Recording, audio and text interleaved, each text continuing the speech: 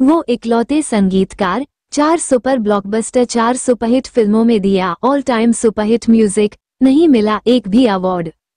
ये कहानी है बॉलीवुड की उस संगीतकार जोड़ी की जिसने अपने गानों में मोहब्बत का खूबसूरत एहसास कराया। 90 के दशक में रोमांटिक गानों से एक नई गाथा लिख दी, दिल का दर्द भी गानों में उतनी ही गहराई से जगाया, जिनका संगीत बहुत ही अलग था और सीधे दिल में उतर जाता था, जिन्होंने युवा पीढ़ी को प्यार करना सिखाया, जिन्होंने अपने करियर में 2 ऑल टाइम ब्लॉकबस्टर, 2 ब्लॉकबस्टर और 4 सुपरहिट फिल्मों में ऑल टाइम सुपरहिट म्यूजिक दिया। किस्मत का खेल देखिए कि ये बॉलीवुड की सबसे मशहूर संगीतकार जोड़ी को एक भी अवार्ड नसीब नहीं हुआ। 12 बार नॉमिनेशन हुआ लेकिन कोई भी अवार्ड उनकी झोली में नहीं आया। बॉलीवुड में 90 के दशक में जहां एक और संगीतकार जोड़ी नदीम श्रवण ने रोमांटिक गानों का दौर शुरू किया, वहीं दूसरी ओर 2 सगे भाइयों की संगीतकार जोड़ी ने बहुत ही अलग तरह का दिल को सुकून देने वाले म्यूजिक से बॉलीवुड में अपना नाम कमाया। दोनों भाइयों ने शाहरुख खान के स्टारडम को सही मायने में अर्श तक पहुंचाया, जो यशराज फिल्म्स के सिंबल बन गए। इस संगीतकार जोड़ी का नाम है जतिन ललित।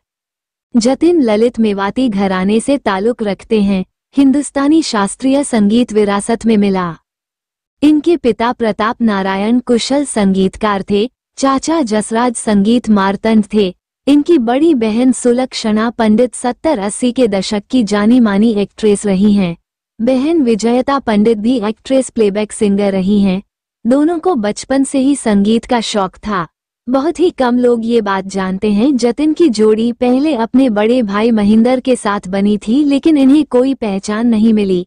फिर जतिन ने ललित के साथ जतिन ललित के नाम से जोड़ी बनाई और अपने सुरीले म्यूजिक से इतिहास रच दिया।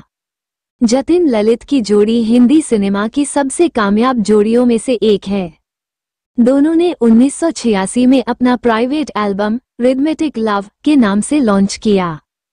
इस एल्बम के कई गाने आगे चलकर फिल्मों में यूज किए गए और बेहद पॉपुलर हुए।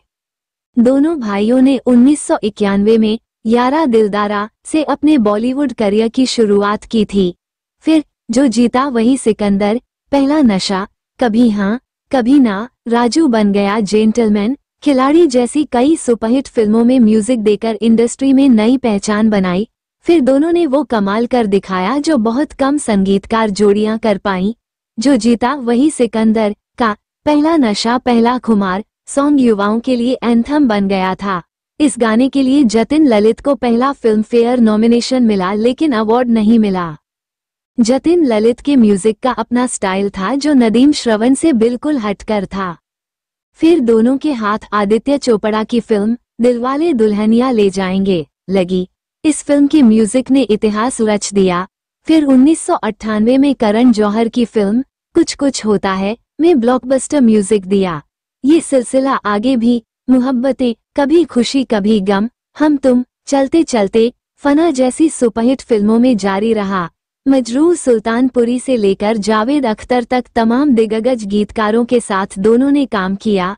गायकों में कुमार सानू, उदित नारायण, अलका याग्निक और लता मंगेशकर के साथ खूब काम किया। जतिन पंडित ने अपने एक इंटरव्यू में दिलवाले दुल्हनिया ले जाएंगे, कुछ कुछ होता है और मोहब्बतें में शानदार म्यूजिक देने की वजह का खुलासा किया था। उन्होंने बताया था, आदित्य चोपड़ा और करण जौहर कहानी और सिचुएशन बहुत अच्छे से नैरेट करते थे। फिर उसी सिचुएशन के हिसाब से हम लोग म्यूजिक तैयार करते थे। अच्छी बात यह है कि हमने छोटी फिल्मों में भी उतना ही अच्छा म्यूजिक दिया है। यारा दिलदारा जैसी छोटी फिल्म का गाना बिन तेरे सनम, मर मिटेंगे हम, आ मेरी जिंदगी भी आज कल्ट सॉन्ग है।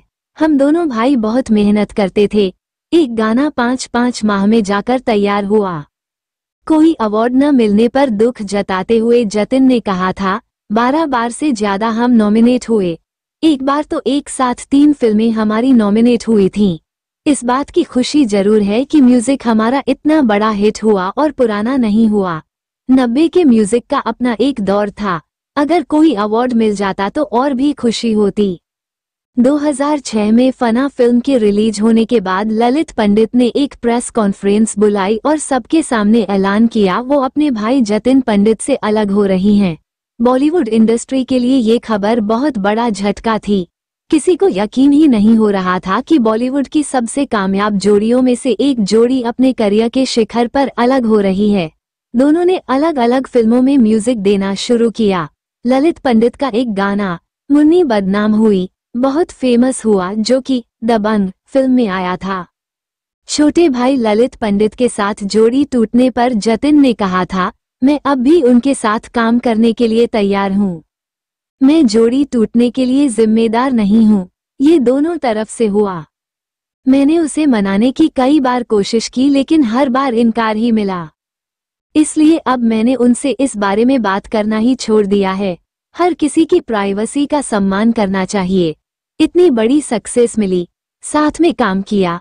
अगर किसी के दिल में मुद्दे को हल करने की बात हो तो समाधान भी निकल सकता है, लेकिन अगर कोई इस पर बात ही नहीं करना चाहता तो फिर कुछ नहीं हो सकता। दुख की बात तो ये है कि अब बच्चों आकर पूछते हैं, मैं इंस्ट्रूमेंटल हूँ। उसे मुझे ज्वाइन किया था, मैंने उसे कई बार डिनर पर बुलाया, फिर वो अकेले ही शोज करने लगा। ललित पंडित ने अपने एक इंटरव्यू में जोड़ी टूटने की वजह कुछ और ही बताई थी। उन्होंने कहा था, बात नहीं बन पाई। मुझे नहीं लगा कि आगे उनके साथ काम कर पाऊंगा। मुझे एक बंदिश सी लग रही थी, इस वजह से हमने काम बंद कर दिया। जोड़ी टूटने में एक की गलती नहीं होती, ताली दो हाथ से बजती है। कुछ उनकी तरफ से मुझे प्रॉब्लम थी और उन्हें कुछ मेरी तरफ से प्रॉब्लम थी। जतिन अमेरिका जाना चाहते थे।